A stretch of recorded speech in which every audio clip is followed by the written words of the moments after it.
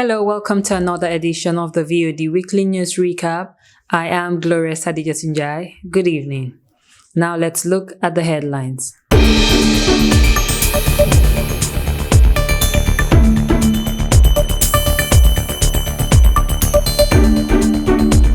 UDP Youth Wing submits anti-corruption petition to government.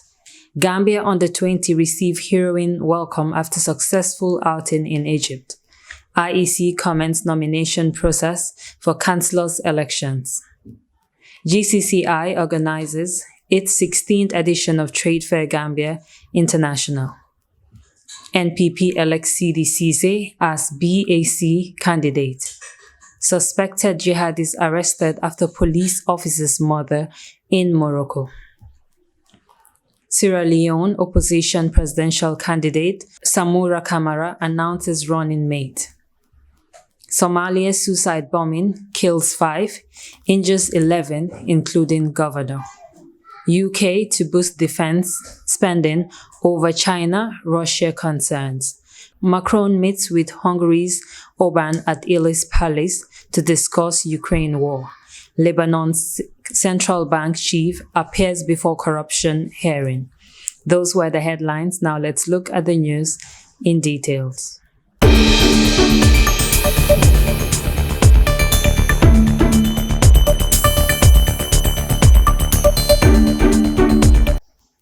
The youth wing of the United Democratic Party UDP on Friday, 10th March 2023 submitted a petition to the Gambian government through the Ministry of Justice and handed a copy to the Office of the Speaker of the National Assembly through its clerk. The petition was eventually submitted after a 2-hour protest. Amongst many other concerns, corruption accusation to President Barrow's government was clearly spelled out and chanted upon during their peaceful protests. Protesters walked from Bond Road to the National Assembly building in Banjul, chanting a slogan, "Corruption kills democracy." The protesters further accused the current government of President Barrow as being the worst since Gambia attained independence. Some of the details of the petition submitted by the United Democratic Party's youth wing highlighted on issues such as the separation of powers or sovereignty that is embedded in the Constitution and demanded that it should be given weight in deciding how we govern ourselves. As corruptions were highlighted in their petition, the UDP Youth Wing calls on the Gambian government and members of the National Assembly to commit to the fight against corruption and to make it a top priority. Highlights were further drawn that stated that for 6 years, the nation has been rocked by scandals upon scandals, ranging from the enormous donors of vehicles to National Assembly members, the Banjul Road project, Semlec's National Identity Card project. The $35 million is credited to the Fatoumata Barrow Foundation, COVID-19 funds, the $400 million Gambia Port Authority embezzlement scandal, the $164 million Securica affairs, and $10 million disappearance from the Global Fund. We want those engaged in corruption, not just only those in government. Anyone engaged in corruption needs to understand that corruption is killing us in this country. We have 88 babies who died because they were given poison in disguise of medicine, simply because we had corrupt people running our medicine authority. They were bribed by factories or industries in India in order for them to import poison to kill us here, and they were making profit out of it. Corruption is a killer. We have students who cannot afford to go to university because government scholarship is not available, and that is not available simply because someone is taking that money and using it for their personal benefit. That cannot continue.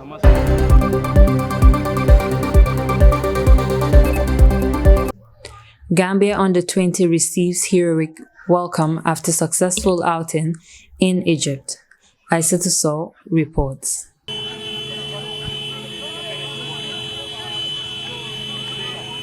The Gambia national under-20 team on Monday night received a heroic welcome after their successful outing at the under-20 African Cup of Nations in Egypt. The Gambia finished second at the just concluded under-20 African Cup of Nations in Egypt after losing 2-0 to Senegal in the final.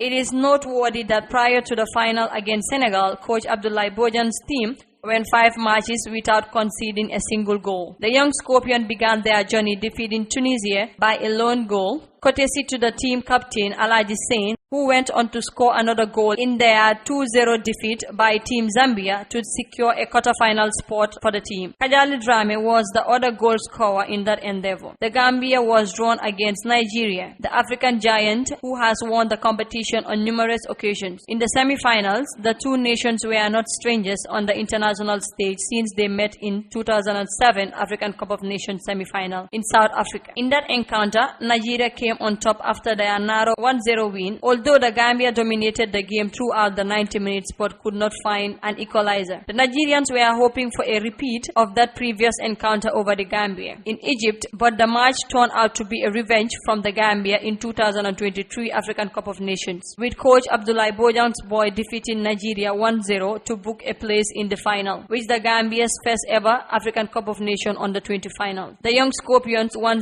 over Nigeria was their 5th straight win in the under-20 African Cup of Nations in Egypt, scoring 10 goals without conceding a single goal in the process, and them a bid to meet Senegal, a team with a similar scorer-winning record in the tournament to the final. Senegal came out on top of the final after defeating Gambia 2-0 in cleans on Tom the trophy. The 2 goals scored by Senegal in the final were the only goal conceded by the young Scorpions. Speaking to the media shortly upon their arrival at the Banjul International Airport, coach Abdoulaye Bodian thanked the Gambians for their rousing reception. Aissatou Sow reporting for VOD.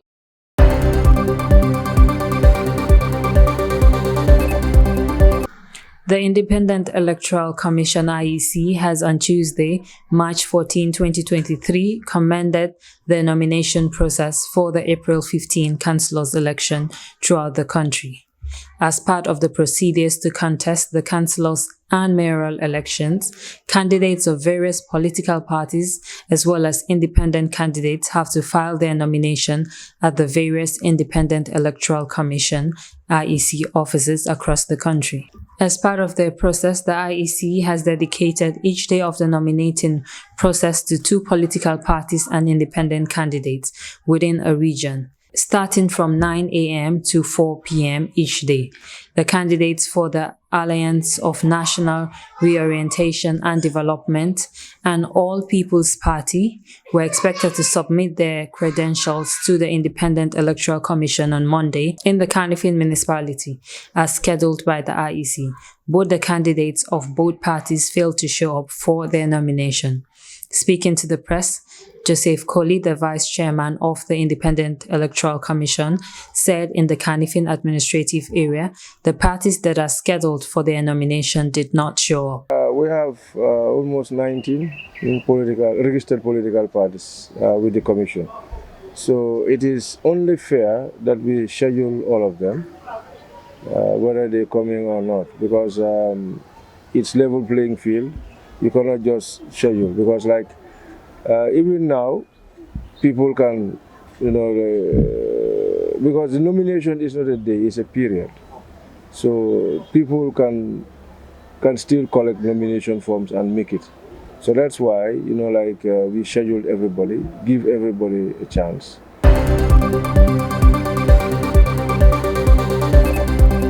The Gambia Chamber of Commerce and Industry, GCCI, launched its 16th edition of the Trade Fair Gambia International 2023, with this year's theme connecting business for a more resilient economy. This year's trade fair has been ongoing since the 18th of February at the National Trade Fair Ground in Brusubi, which is expected to end on the 19th March.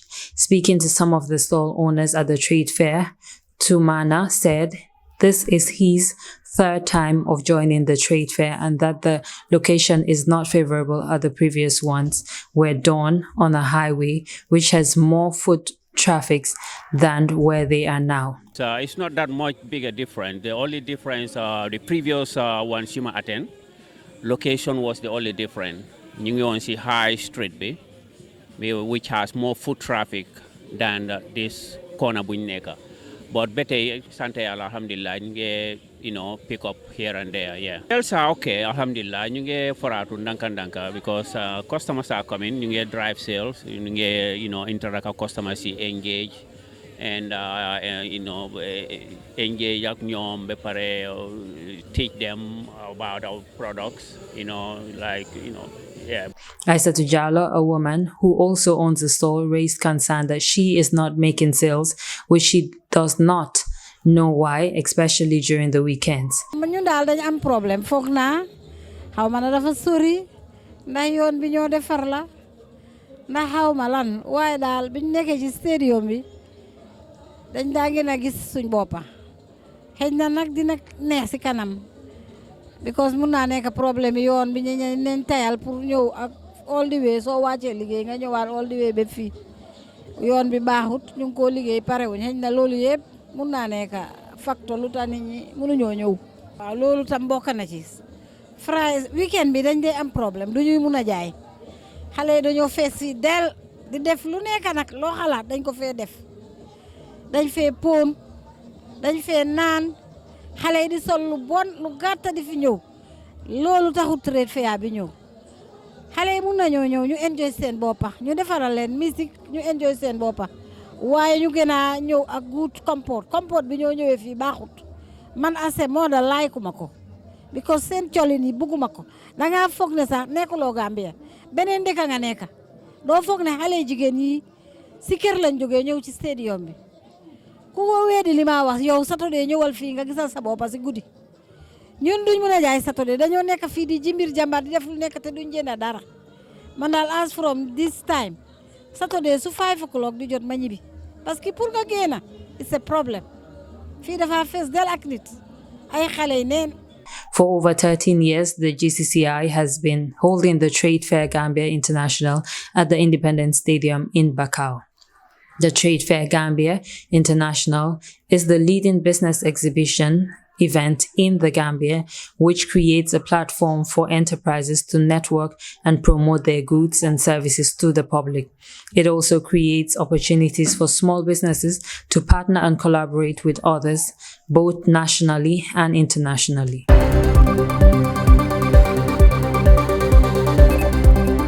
QTV presenter Sidi Cisse has won the National People's Party ticket to run as the party's candidate for Birkama Area Council chairmanship in the April-May local government elections as his leading rival Ahmed Njie boycotted the bid. Ahmed Njie and his supporters walked out of the hall before votes were casted, claiming he was the rightful winner of their first primary and that he only graced the occasion to see if they will honor the results of that contentious primary. The NPP-BAC runoff primaries was held at the party's West Coast Region office in Birkama and attended by top NPP officials such as the Agriculture Minister Demba Sabali and Sheriff Ahmed Sanyang, Local Government and Lands Minister. 86 delegates cast their votes, with CD polling 46, whilst the opposition, Ahmed Njie, who reportedly deserted the venue before voting started, got 22 of the votes. Reaching to his victory at the gathering, Cisse urged the people of West Coast and NPP to unite and ensure that West Coast is developed for generations to come. NPP, Patriot Foyala, Wanko Foyala, Wanko Pasaka, Walatsida. Hagin Hadija. So, Gorme Bijan, Karla, Kawanyini, put the Kali Jomat. So, Mbakabonyi. Yemumenti, Olokana, Kawnina to Padi Lion, Alemo Kilum Tambindi, Albe Jikilam. I see you come and sit around in the West Coast in the so they did a call. The parking, Kapunyoma, the more coming means some Pasaka, Pasaka, West Coast Pasa. Alaba.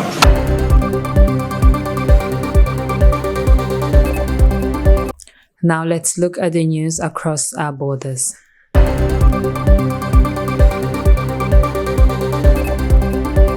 3 Moroccans affiliated with the Islamic State jihadist group and suspected of murdering a policeman whose shattered body was found in early March near Casablanca were arrested on Wednesday, police said. According to a statement from the Directorate General of National Security, the 2 main suspects were arrested following security operations in Casablanca and in the region of Sidi, near Friednot. A 3rd man was arrested in the subsequent operation in Casablanca, the same source said. According to the first elements of the investigation, they had recently pledged allegiance to the L and were determined to engage in the terrorist project by killing a policeman, the statement added. The charred and mutilated body of the policeman and traffic officer killed with a knife was discovered on March 2nd in the rural area of Casablanca region. According to the DGSN, the 3 suspects intended to steal their service weapons to rob a bank branch. They were taken into custody and the investigation was handed over to the Central Bureau of Judicial Investigation, responsible for the fight against terrorism.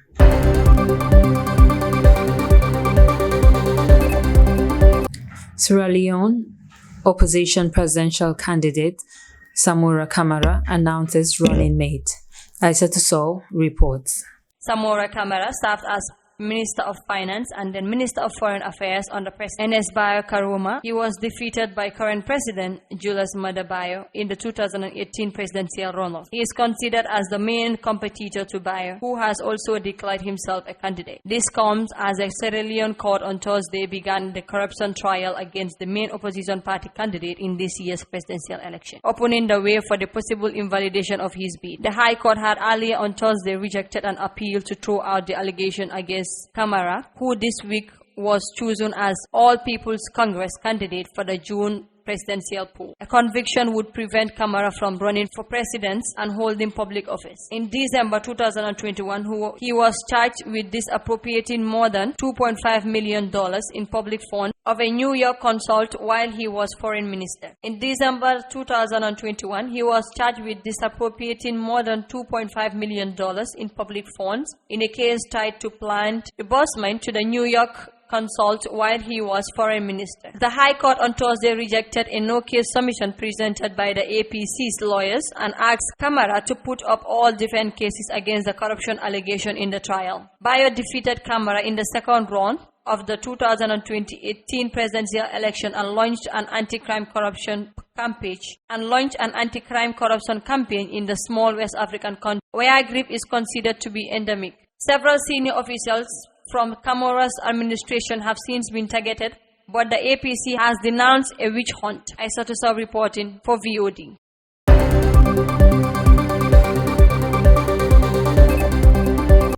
At least 5 people have been killed and 11 wounded, including a governor, in a suicide bombing in southwestern Somalia on Tuesday.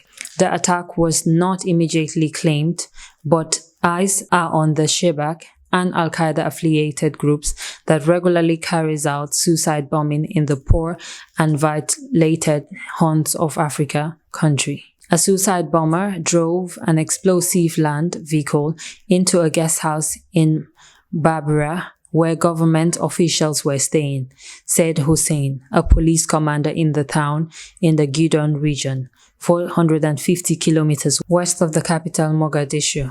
The officials include Guido, Governor Ahmed, and several military commanders, he added. The explosion destroyed most of the building and 5 security personnel were killed, Mr. Adan said, adding that 11 other people were injured, including the governor, without giving further details on the severity of the injuries. The Shebab rebels have been fighting the internationally backed federal government since 2007, driven out of the country's main cities in 2011-2012. They remained firmly in large rural areas. President Hassan Sheikh Mohamud, who returns to power in May 2022, has promised them total war today, but the Shebab continue to carry out bloody attacks in demonstrating their ability to strike at the heart of Somalian cities and military installations.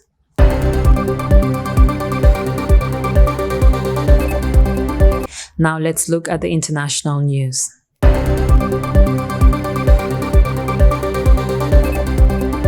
Britain on Monday detailed plan to bolster military and security spending to confront the epoch-defining challenge posed by China, while also countering Russia as London updates its strategic foreign and defense policy. In a refresh of the so-called integrated review, the UK government identified the threat posed by Russia to European security as the most pressing short to medium-term priority.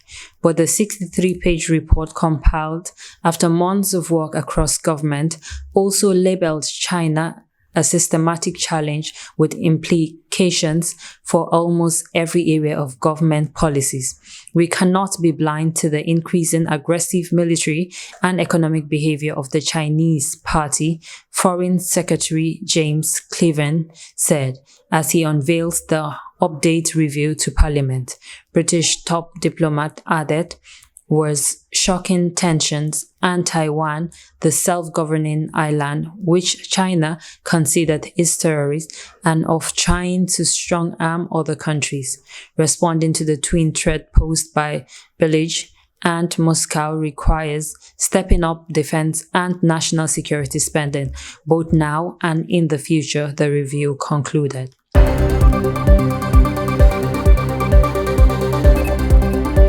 Macron meets with Hungary's Orbán at Ellis Palace to discuss Ukraine war. Haddijatou reports. France President Emmanuel Macron receives Hungary Prime Minister Viktor Orbán to discuss the Ukraine war and other issues ahead of the European Council meeting over a working dinner at the Ellis Palace on Monday night. An outspoken critic of Europe's stance on the war in Ukraine, Orbán remained one of the few dissenting voices among his UN counterparts, accusing the West of waging an indirect war on Russia. The Hungary Prime Minister has criticized Western sanctions levied at Moscow and vowed to maintain ties with Kremlin whilst focusing to supply arms to Ukraine. Monday's dinner between Macron and Orbán would represent an occasion to reaffirm the importance of European values and European countries' united support of Ukraine in the latter war with Russia via sanctions, says source close to the president. The two leaders were further expected to discuss questions related to industrial policy, energy and migration issues, as well as rules of law ahead of the European Council set for March 23rd and 24th. The France presidency said in a statement, Budapest is also engaged in a long-winning row with the European Union over concerns in Brussels about corruption in Hungary. In December, Brussels froze 12 million euros in funds for Hungary pending anti-crime reform expecting from Budapest.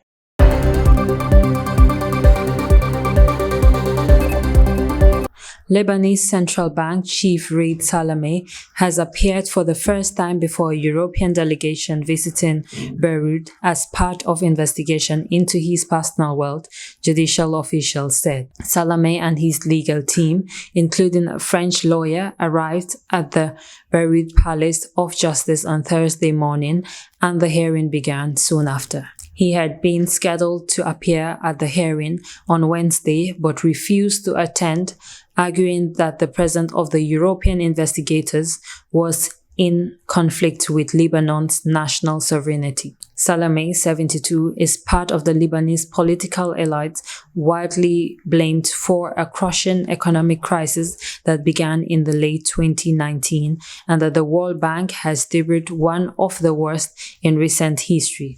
He faces allegations of crimes including embezzlement in separate fronts in Lebanon and abroad, with investigators examining the fortune he has amassed during 3 decades on the job. Salameh has repeatedly denied any wrongdoing.